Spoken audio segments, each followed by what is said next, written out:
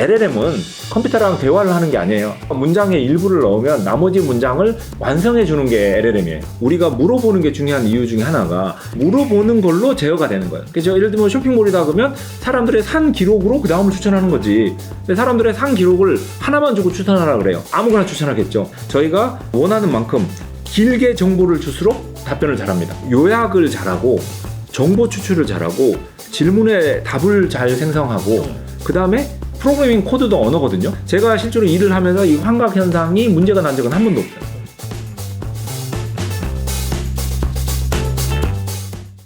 그러면 지금 머신러닝은 잘 쓰고 싸게 오래 쓰면 좋은 것 같은데 LLM 같은 경우는 저희가 챗GPT는 써봤는데 오히려 기업에서는 그러면은 ML이 더 나은 거 아닌가 지금 이렇게 생각되거든요. 네네. 좋은 겁니까 LLM이 기업에서도? 아, 그럼요. 근데 여기서 저희가 LLM을 조금 더 공부하고 갈 필요가 있는데 기업이 어떻게 쓰냐에 대해서 보기 위해서 일단 ML은 분류를 잘했어요. 네. 그렇죠. LLM은 생성을 잘하는 거예요. 이렇게 좀 보시면 좋을 것 같고 그래서 ML과 LLM은 다르다. 그리고 LLM이라는 거는 사실 여기서도 용어를 좀 정리하면 생성형 AI가 있는 거고 그 안에 이제 LLM이 있는 거고 그 LLM 안에 이제 오픈 AI의 GPT가 있는 거죠. 네. 그래서 생성형 AI와 LLM과 GPT라는 용어를 좀 구별해야 될 것 같고 여기서 GPT는 Generative Pre-trained Transformer라고 하는 거의 약자인데 여기서 트랜스포머라는 용어를 좀 집중해야 될 필요가 있습니다. 네. 왜냐하면 LLM의 가장 문제인 환각 현상을 이해하기 위해서는 이 트랜스포머라는 걸 이해를 해야 돼요. ML도 저희가 좀 지루하더라도 파라메터나 이렇게 그렇죠, 규칙 찾기를 공부했잖아요. 네. 그런 것처럼 LLM을 이해하기 위해서는 트랜스포머를 한번 짚고 넘어갔으면 좋겠습니다. 그러니까 이게 GPT가 사전에 학습된 생성형 트랜스포머잖아요. 그렇죠. 그러면은 사전에 학습되는 우리가 알아들을 수 있고 네. 생성형도 알겠는데 그럼 트랜스포머는 뭐지? 이게 지금 중요한 거잖아요. 영화 트랜스포머도 있었지만 네, 그렇죠. 네. 그거 외에는 네. 안 떠오르니까. 이거 재밌는 게 구글에서 옛날에 발표했던 논문에서 나왔던 건데 아까 제가 이제 추천 이야기를 계속 했었잖아요. 예. 뭘 샀냐가 중요한 게 아니라 어느 순서로 샀냐가 중요한 거예요. 그래서 이제 문장을 봐도 예를 들면은 그녀는 주전자에서 컵에 물이 다 찰 때까지 따랐다라는 뭐 그런 게 있다면 그녀는 주전자에서 컵에 그게 다 찰 때까지 따랐다. 그녀는 주전자에서 컵으로 그게 다 빌 때까지 따랐다. 그럼 똑같이 그게 그건데 하나는 주전자고 하나는 컵이거든요. 네. 그러니까 심지어 단어의 순서에 따라서 문장의 구성에 따라서 같은 단어가 뜻도 바뀌어져요. 이런 거를 번역을 하기 위해서 이제 구글이 연구를 한 거예요. 네. 그래서 구글도 번역팀이 처음에는 알고리즘으로 했어요. 그러다가 이제 ML로 했거든요. 그리고 나서 나중에 이제 LLM으로 바꿨는데 어쨌든 이런 과정에서 ML로 계속 더 잘하려고 노력하다가 이런 트랜스포머 같은 걸 찾아서 순서에 대한 개념을 찾아낸 거죠. 그런 이야기가 있잖아요. 알고리즘으로 엄청나게 좋은 번역을 만들어놨는데 ML팀이 와서 알고리즘 팀 다 잘리고 ML팀이 열심히 했더니 LLM 팀 때문에 다 잘렸다. 그렇죠. 네. 마찬가지로 그런 개념이 이제 여기 등장하는 거죠. 네. 그래서 여기서 방금 말했던 트랜스포머 개념을 들어가서 순서가 중요하다라고 봤더니 예제인데 여전히 A가 이제 Z를 사고 Y를 사고 X를 사고 W를 샀어요. 그 상황에서 B가 Z를 사고 Y를 사고 X를 사고 V를 샀어요. 그 상황에서 C가 자 Z하고 Y를 샀는데 나머지 두 개는 뭐 살 것 같아?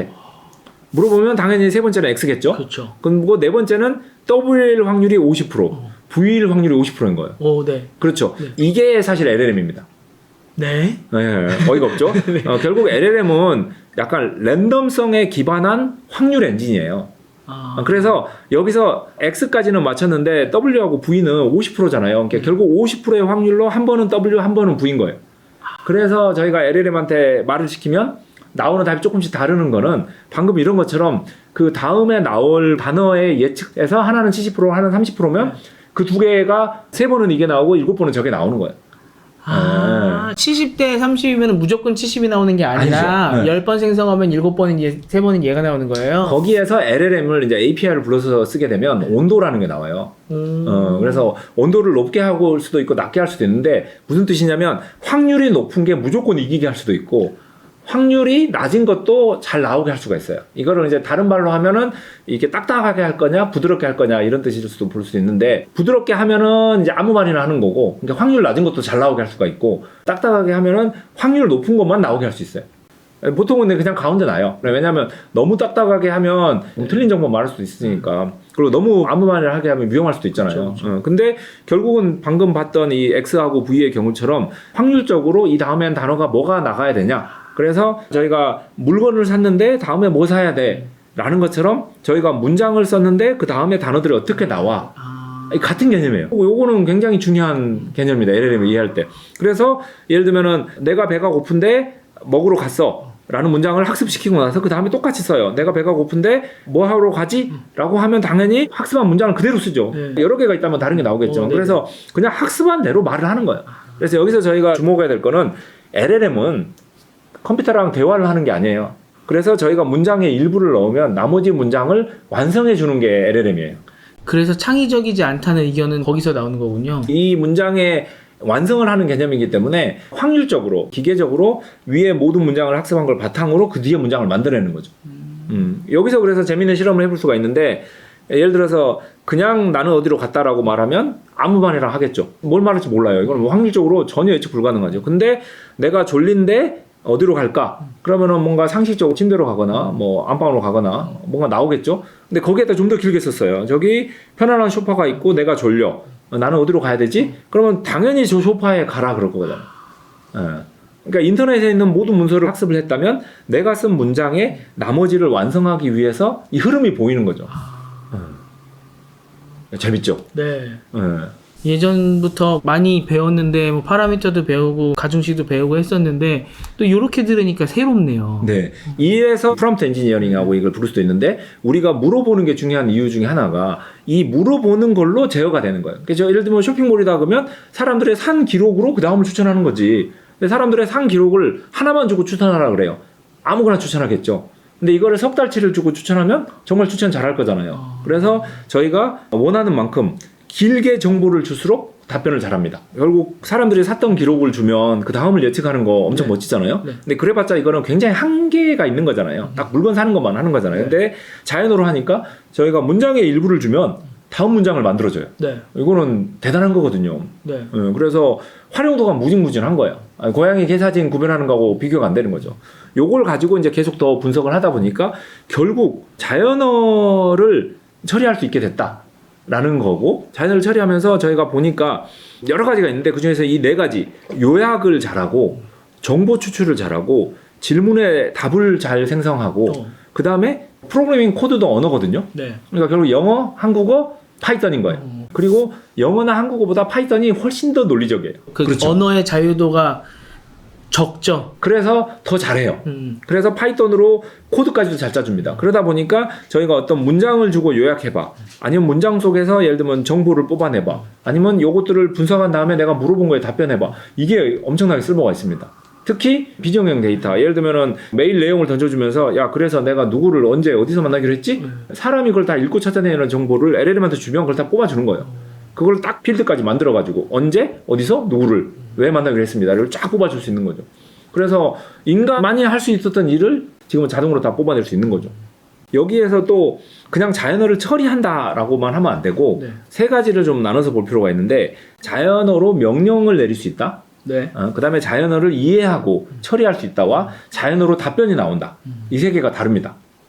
들어가는 거랑 과정이랑 나오는 거랑. 그렇죠. 네. 이거를 각각 써먹을 수도 있는 거죠. 그래서 예를 들면은 저희가 뭐 시리한테 야 엄마한테 카톡 열어서 늦게 간다고 말해. 그러면 이 명령 자체가 자연어를 걔가 이해를 해야 되잖아요. 그쵸. 이거를 이해하는 것도 굉장히 큰 거거든요.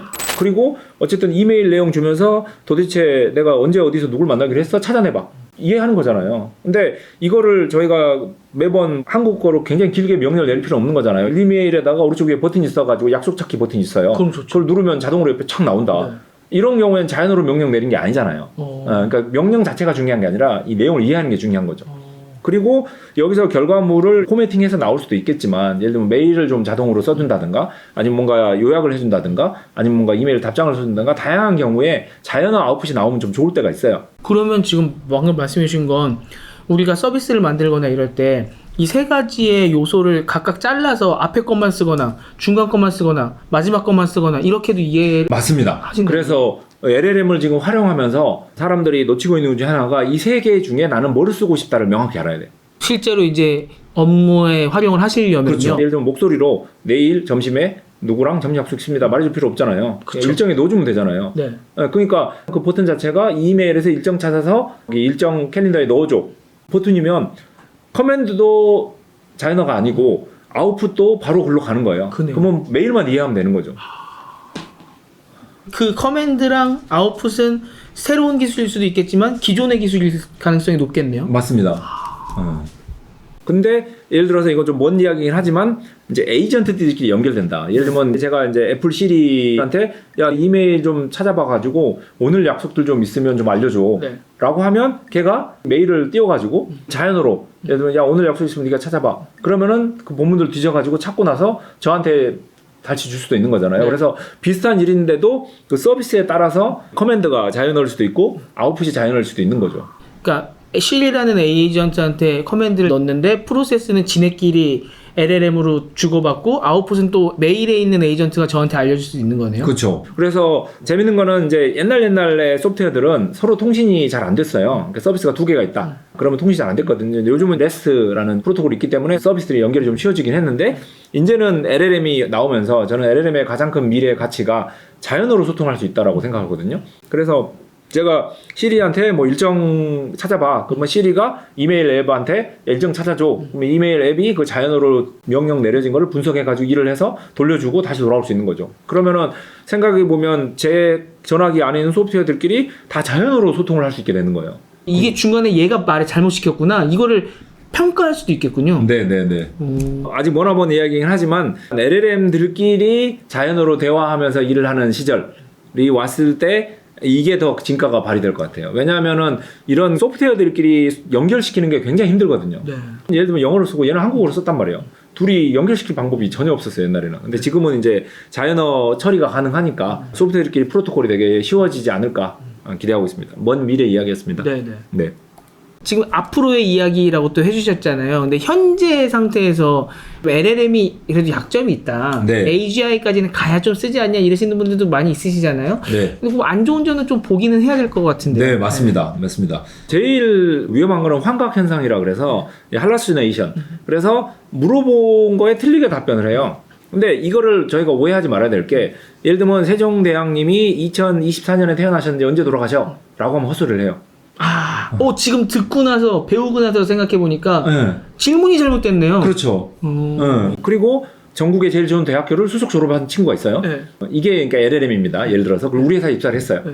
우리 회사는 아무것도 모르죠. 그렇죠. 그런 상황에서 입사를 하자마자 오늘 점심 뭐 먹어야 돼? 물어보면 걔가 뭐라 그러겠어요. 제가 볼 때는 두 부류가 있어요. 첫 번째는 아무 생각 없는 거죠. 그래서 그냥 아무거나 말해요. 된장찌개 어떠세요? 아무 말이나 던지는 겁니다. 왜냐하면 물어보면 대답을 해야 되니까. 그렇죠. 예. 근데 인간은 이렇게 물어보면 꼭 대답을 할 필요가 없다는 걸 알잖아요. 그래서 사실 굉장히 똑똑한 직원한테 오늘 점심 뭐 먹어야 돼? 그러면은 그러겠죠. 지난 한 주 동안 뭐뭐 드셨는지 알려주시면 답변해 보겠습니다. 그렇죠. 반문을 하죠. 그렇죠. 네. 그게 인간만이 할 수 있는 건데 사실 LLM은 그렇게 못해요. 요게 이제 인간과 LLM의 차이입니다. 인간은 의도를 가지고 있어요. 네. LLM은 의도가 없어요. 주어진 일을 하는 겁니다. 네. 그리고 인간은 의도를 궁금해해요. 뭔가를 물어보면 본인이 그 의도를 이해를 못하면 다시 반문을 합니다. 근데 LLM은 시킨 일을 그냥 하는 거예요. 굉장히 똑똑하지만 그냥 시킨 일을 무조건 하는. 그러면서도 우리 회사는 아무것도 모르는. 요게 중요한 거예요. 그래서 아까 그 인간으로 말해도 안 똑똑하신 분한테는 물어보면 아무 말을 할 테니까 위험하겠지만 똑똑하신 분한테 물어보면 반문을 하겠죠. 그래서 이 친구 괜찮네라고 생각하고 거기에 추가 정보를 더 주면 잘할 거잖아요. 그래서 요거를 반대로 생각하면 자, 처음부터 챗GPT한테 어떻게 일을 시켜야 되냐면 오늘 점심을 고르고 싶은데 이거를 네가 잘 대답하기 위해서 필요한 정보가 뭐야? 라고 물어봐야 돼요. 그럼 얘기해요? 그럼요. 그러면 이런 정보를 주시면 제가 잘 판단할 수 있습니다. 라고 말을 합니다. 진짜요? 그럼요. 이게 챗GPT를 잘 쓰는 최고의 방법이에요. 처음 알았어요. 이렇게 사람들이 챗GPT를 모릅니다. 네. 근데 인간한테도 똑같아요. 첫 번째 아주 똑똑한 직원은 이런 정보를 알려주시면 제가 할 수 있다 했지만 안 똑똑한 친구들한테도 제가 처음부터 정보를 준다든가 아니면 어떤 정보가 있으면 잘 판단할 수 있을 것 같아 라고 물어보면 고민하겠죠. 그래서 이 상황에 대해서 고민을 하고 의도를 더 이해하게 해야 사실 인간들도 일을 잘해요. 제일 좋은 선임이 어떤 분이시면요. 일단 저한테 상황 설명 쭉 해주시고 이거 한번 일을 해봐라고 한 다음에 마지막에 네가 하다가 안 풀리는 문제가 있으면 나한테 물어보던가 아니면 나한테 부탁을 해. 내가 풀어줄 테니까. 이 선배가 최고거든요. 맞습니다. 네. 그런 선배가 되라는 거잖아요. 맞습니다. 지금. 네. 그래서 제가 항상 LLM 강연하고 다닐 때 하는 이야기인데 인간한테 일을 잘 시키는 방법이 기계한테도 똑같이 먹혀요. 근데 인간한테 개떡같이 말해도 인간이 잘하니까 그걸 커버를 해주거든요. 특히 내 부하 직원이 잘하면 잘할수록 내가 바보가 됐대요. 근데 LLM을 일할 땐 정반대가 돼야 돼요. 내가 아주 잘해야 얘가 더 잘하는 거. 근데 이제 인간으로 말하면 10으로 말을 해도 이 직원이 약하면 확 줄어드는 거잖아요. 근데 이 직원이 잘하면 제가 아주 잘할 필요 없는 거잖아요. 이 친구가 잘하니까. 그렇죠. 굳이 말하면 약간 덧셈의 개념? 그러니까 내가 10인데 저 친구가 빵이냐? 아니면 내가 빵인데 저 친구가 10이냐? 이런 개념이라면 LLM은 약간 곱셈의 개념이에요. 그래서 제가 10으로 일을 시키면 이게 100이 되는 거예요. 근데 1로 일을 시키면 그냥 10이 되는 거예요. 0이면 0 되고 0이면 0이 되고. 네. 왜냐하면 아까 말한 것처럼 오늘 점심 뭐 먹어야 돼? 그럼 헛소리인 거예요. 근데 내가 엄청난 정보를 잘 정리해서 지난 한 주 동안 먹었던 식당들과 이 사람들의 선호도와 칼로리와 이 수많은 걸 다 주면 완벽한 식단을 짜줄 거잖아요. 근데 인간한테 이렇게 못해요. 이 복잡한 걸 어떻게 해요? 10명의 식단과 칼로리와 몸무게와 건강 상태를 다 주면서 식단 짜라고? 짜증냅니다. 그러면 네. 개발자님께서는 챗GPT 나온 그냥 UI로도 써보시고 네. API 불러서 이런저런 데이터를 주입시켜 갖고도 써보셨을 거 아니에요. 네. 그냥 일반 UI로 쓰시면 답답해서 못 쓰시겠네요. 아니요. 그러니까 일반 UI로도 이런 정보를 다 줍니다. 아 그래요? 네, 그럼요. 그래서 저는 챗GPT한테 뭐 하나 물어볼 때도 굉장히 길게 써요. 아니면은 이거를 약간 빌드업해 갑니다.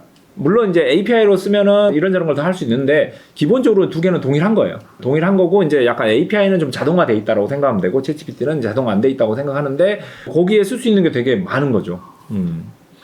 제가 기억이 나는 게 얼마나 열심히 노력을 하셨냐면은 박종식 개발자님이 몇 달 전인가 페이스북에 글을 올리셨어요. 내가 프롬프트 엔지니어링을 공부를 하려고 어떻게 하면 LLM을 잘 쓸 수 있을까 지금 연구하고 있어서 예를 들어 어디까지 가는 길을 최대한 빨리 찾을 수 있는 방법을 얘한테 물어보려고 한다. 어떻게 물어보는 게 가장 좋을까? 이렇게 페북에 올리셨어요. 근데 저를 비롯해서 댓글의 대부분이 정답만 말하고 이게 더 빠르거든요. 그랬더니 이제 개발자님께서 그게 아니라 어떻게 물어봐야 되냐고 노하우가 있으면은 좀 공유해달라고 그러시더라고요. 그런 걸 계속 테스트해 보셔서 그렇죠. 나온 결과잖아요. 네. 서울 시내 지하철 역들의 위치와 각 역들 사이에 걸리는 시간 네. 같은 걸 다 주고 네. 여기서 출발했고 저기서 출발하는데 어디가 제일 좋아라고 물어보면 완벽하게 계산해 줍니다.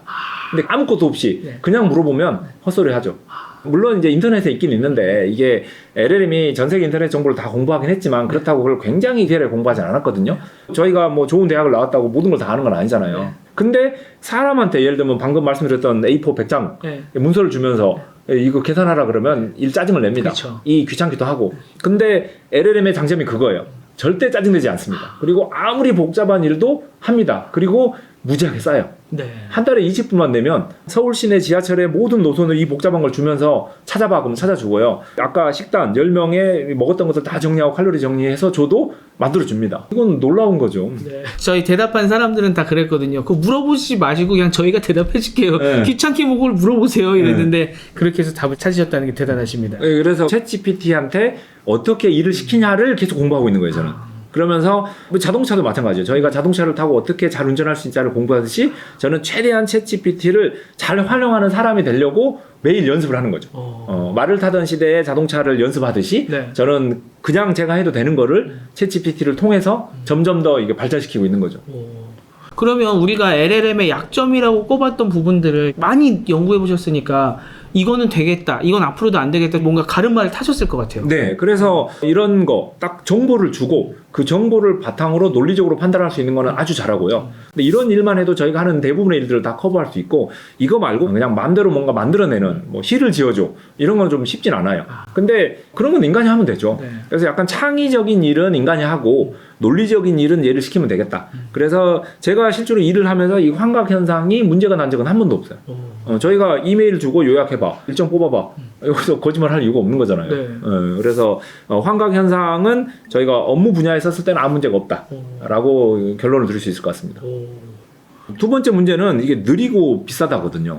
근데 이거는 다행히 굉장히 빨라지고 굉장히 싸지고 있기 때문에 그냥 시간의 흐름에 따라 계속 해결됩니다. 그래서 옛날에는 이슈였는데 지금은 이슈가 아니다 정도로 보시면 될 것 같고, 요거 말고 이제 세 번째 문제가 LLM이 결국 세상의 모든 걸 다 공부했지만 그냥 두리뭉실하게 공부했잖아요. 결국 우리 회사 정보를 더 주고 일을 시켜야 되는데 정보를 주기가 어렵잖아요. 이렇게 너무 많기도 하고. 근데 이거는 프롬프트를 줄 때 길이가 점점 커지고 있어요. 네.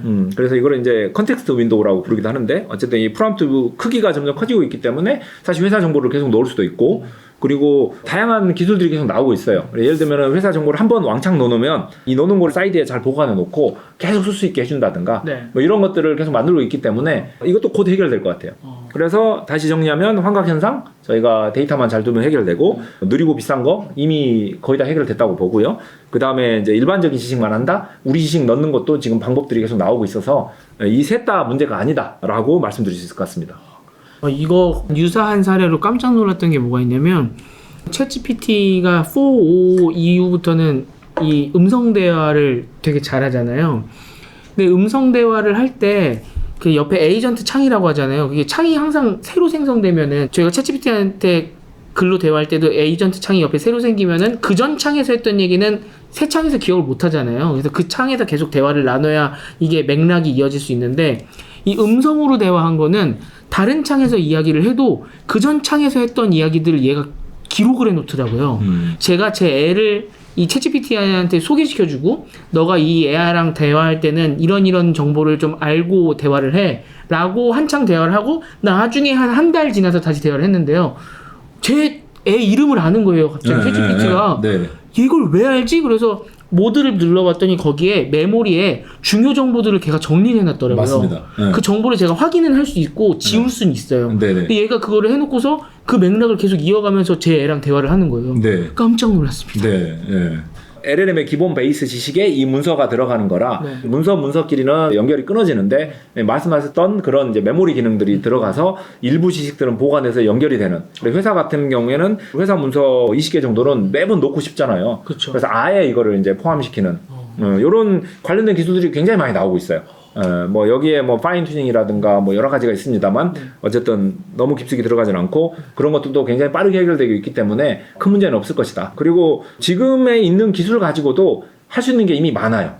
그래서 그런 것까지 안 써도 충분히 있는 것 같고 활용됩니다. 그런 점에서 지금 거 가지고 충분히 많은 일을 해볼 수 있고, 그러니까 챗GPT 가지고 개인 생활도 해볼 수 있고, 이제 회사 업무도 해볼 수 있고, API를 불러서 할 수 있고, 요걸 하고 있으면서 미래에 더 좋아지는 게 어떻게 될 거라고 예상을 하고 준비를 하고 있으면 자연스럽게 넘어갈 수 있을 것 같아요.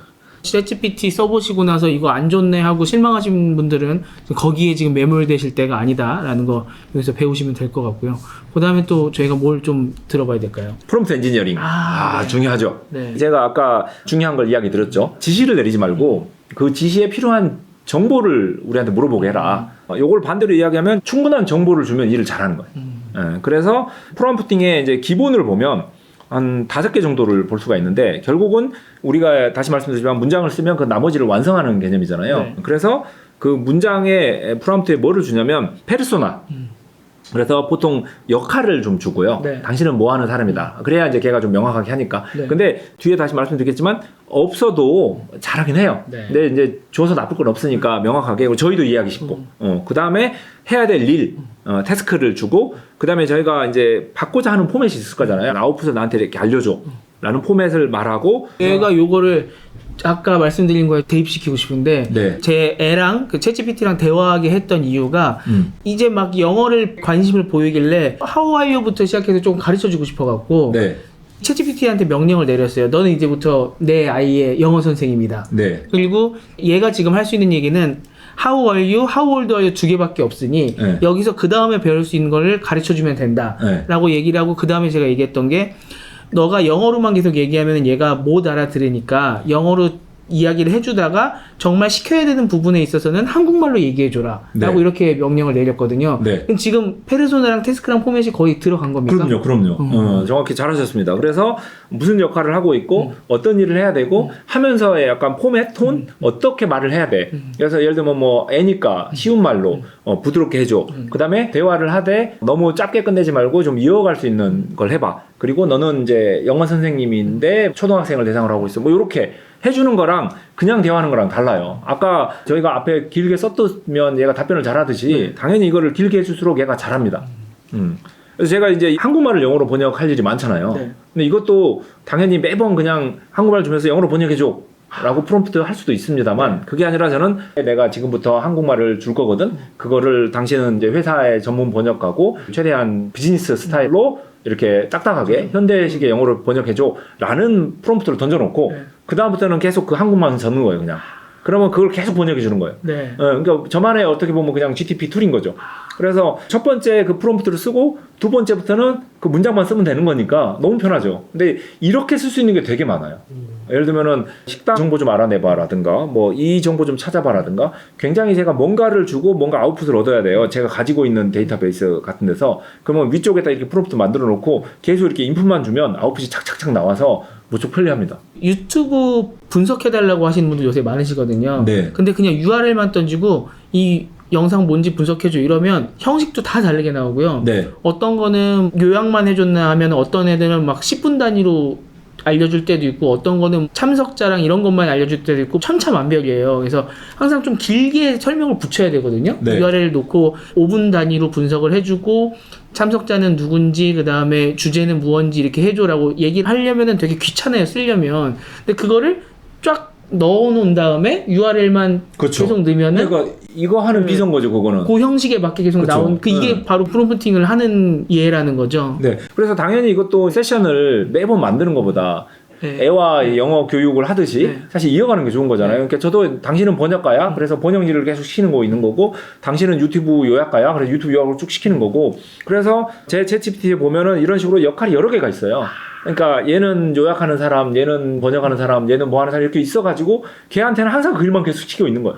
그러다가 제가 프롬프트를 바꿀까? 그러면 새로 세션 만들어가서 그 원래 프롬프트를 가져가서 개선하고 한번 리셋하고. 근데 여기서 사실 이 친구가 한 20번쯤 번역을 했다면 그 기록이 있는 거잖아요. 네. 그러니까 그만큼의 경험이 있는 사람인데 새 세션을 만들면 새로 시작하죠. 그러니까 장단점이 있는 겁니다. 네. 근데 이게 놀라운 거죠. 이렇게 번역가를 한 명 데리고 있고 비서를 데리고 이런 식으로 일을 하는 거와 비슷한 거죠.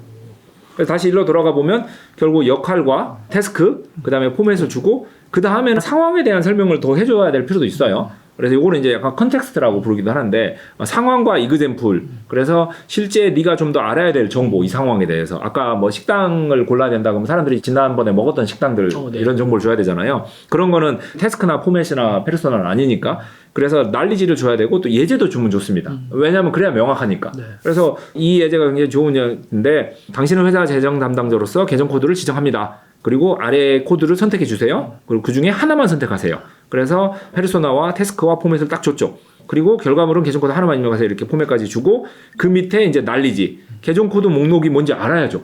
이걸 안 주면 생각해보면 이게 없잖아요. 아무 말이나 할 수 있는 거예요. 네. 용어 자체가. 그렇죠. 근데 저희가 정확히 식비와 소모품비 여부 같은 것 중에 하나를 골라라 했기 때문에 이 세 개 이외에는 안 줄 거고요. 그리고 결과물은 계정 코드 하나만 달라 그랬으니까 그거 말고는 안 주는 거죠. 네. 그래서 예시는 정확히 또 냉면 2만 원이 식비라고 했으니까 이제 그 밑에 이제 인풋이 들어가는 거예요. 이래 놓고 밑에다가 예를 들면 지하철 3,000원. 그러면 여비 고통비라고 나오겠죠. 근데 그 뒤로는 계속 그것만 쓰면 돼요. 네. 그러니까 지하철 3,000원, 그 다음에 김밥 3만 원, 그냥 인풋만 계속 주면 아웃풋이 계속 나오는 거죠. 네. 그래서 굳이 말하면은 위에 이 프롬프트가 프로그램 같은 거예요. 이게 프로그램을 짜놓고 그 밑에 인풋을 줄 때마다 아웃풋이 계속 나오는. 아까 고양이하고 개 사진이라 그러면 고양이 개 사진을 다 학습시켜 놓으면 사진을 줄 때마다 개냐 고양이냐 하는 거잖아요. 그거 똑같습니다. 그래서 프로그램을 만들어 놓고 인풋을 주면 아웃풋이 계속 나오는 거죠. 개발을 하실 때도 이 순서가 말씀해주신 예시랑 비슷한 문맥으로 가나요? 개발할 때는 처음부터 저희가 이제 알고리즘을 짜는 거죠. 예를 들어서 냉면이면 식비, 지하철이면 여비 공통비 막 이런 식으로 해놓는 거죠 미리. 그래서 이런 개념이 아니라 그 규칙을 전부 만들어 놓는 거고 그러다 보니까 냉면을 타이핑을 잘못해서 낭면이라고 썼다. 그럼 바로 인식을 못하는 거예요. 예, 그러는 거예요. 그래서 이거를 코딩으로 하면은 되게 힘들어요. 근데 제가 이걸 프로그램을 짠다 그러면은 1000줄짜리 프로그램을 짜야 되고 뭐 냉면이면 뭐고 지하철은 뭐고 이게 또 영어로 쓰면 뭐고 금액은 뭐고 뭐 하여튼 굉장히 복잡하게 이거를 다 분석하는 걸 짜야 되는데 그리고 심지어 그렇게 해도 오류가 생기는데 여태까지 회사에서 썼던 목록 다 넣어놔야 되겠네요. 그러니까요. 지금까지 회사가 받았던 모든 계정 코드 다 넣고 모든 예시 다 넣고 그게 있으면은 맞을 텐데 아니면은 오류가 생길 텐데 이거를 5줄 정도 프롬프팅 했더니 제가 코딩을 하지 않고 완벽한 결과물을 뽑을 수 있게 된 거죠. 예외 상황에 좀 더 안전한 사람만큼. 그리고 심지어 얘한테는 그런 것도 시킬 수도 있겠죠.